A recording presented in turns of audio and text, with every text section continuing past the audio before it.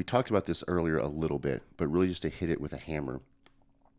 We're all taught and trained because we've been conditioned, right? So we have to understand that all behaviors are mirrored. How we are showing up as men is a mirrored behavior that we saw at some point happen, and we've integrated that into the who that we are, right? Our children will do the same thing. So being myopically aware on behaviors are mirrored, all behaviors. So if your children are, I want to say failing, if your children are falling short, if your children are not integrated well into their community, which is their school or their church or the friends they play with, you really have to take a look in the mirror. It's good. Because your children are becoming what they see. They see you. You're the most influential person in their life, probably for the rest of their lives. And as men, we have to take ownership of it. Yeah, it requires massive ownership. So any area of your life you see your children are struggling, they're not showing up, they're not doing what you say they're going to do, you have to be aware that that came from you. Yeah. Take ownership of it and change the who that you are so that the what's that you're doing are being affected positively also, because your children will do in excess what we do in moderation. It's good. Yep. I love that. Beautiful, man.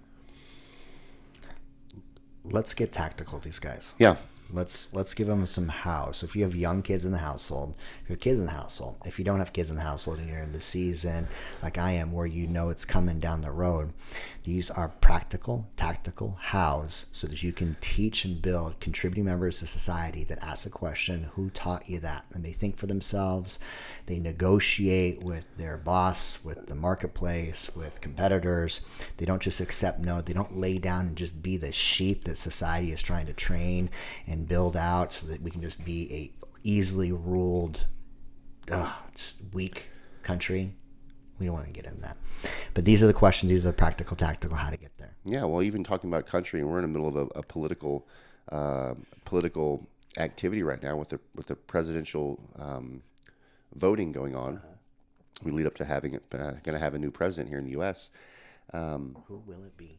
One of the greatest difficulties that we see between the two parties is the ability to unify just in dialogue. Yeah, that's good. Unify in dialogue. So the first tool that I want to give you is a tool that couples pay us thousands and thousands and thousands of dollars for, and you get it for free here. And it's called the Speaker Listener. Speaker Listener. So we can practice this with our children. You can also practice this with your spouse and your friends. Speaker Listener is very simple, although it's difficult for most people to get. It means Aaron and I are in conversation, and he has something he wants to share, a conflict, a story, whatever it may be.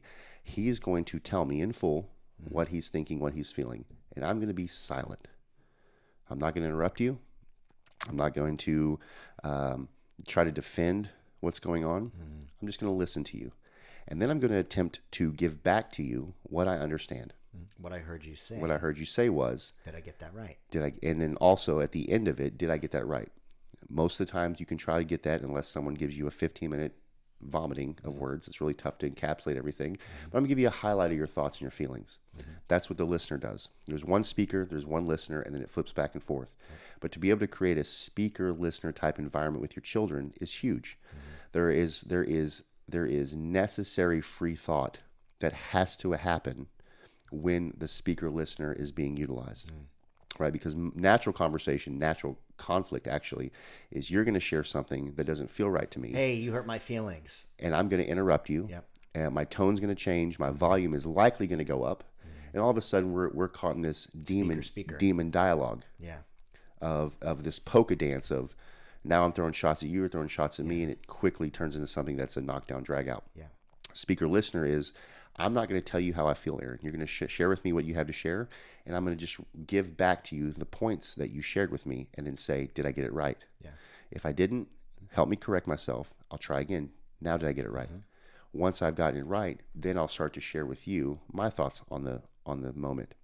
And so this is a way that creates a lot of conflict will go away, a lot of unhelpful feelings disintegrate in the moment if you can truly put to use the speaker listener. That's good. With men, that's a great thing to practice on. With our spouses, it's a great thing to practice on. But it's a great gift to give to our children because it forces them to think outside the box, to be heard, to be valued, to have a parent sit and listen to them in full, and then tell them what they heard. Yeah, and take that into the expectation for all communication moving forward.